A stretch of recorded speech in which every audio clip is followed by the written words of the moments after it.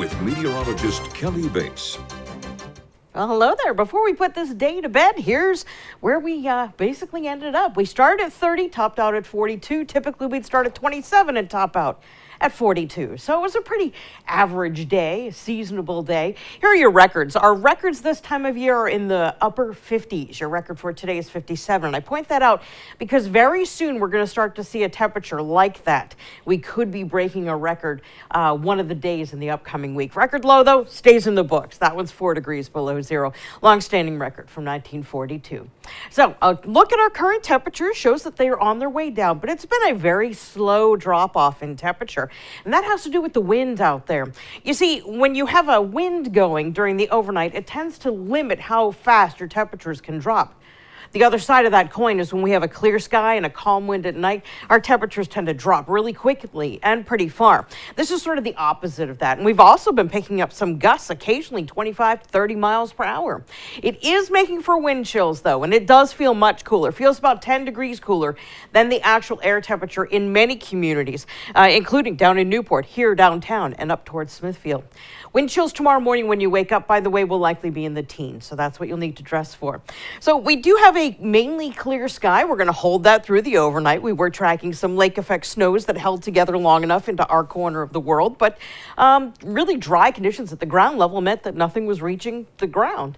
High pressure is our dominant weather feature for us in southern New England, and it is going to continue to usher in air from the northwest. Here's how that works. The air goes around a high in a clockwise manner for us, and that funnels in the air from the northwest. So it's just going to maintain control.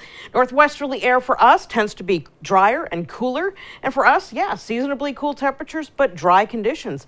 That'll take us right through midweek when we start a new season. Things change, though, once we hit Thursday. Thursday, looking at a mostly cloudy but dry morning. Once we hit the late afternoon, evening hours, that's when we're expected to bring in rain, as we have another soaking, wind-driven rain situation on our hands that will take us through Friday with periods of rain that will be locally heavy at times. And winds this time will be a little bit more robust than the storm that we saw last week. In fact, we're looking at the possibility of seeing winds coming up to 50, even 60 miles per hour.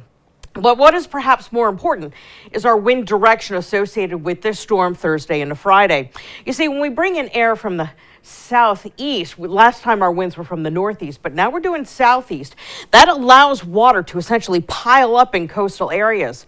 But Friday morning's morning tide, high tide at 7:15 is an astronomical high tide.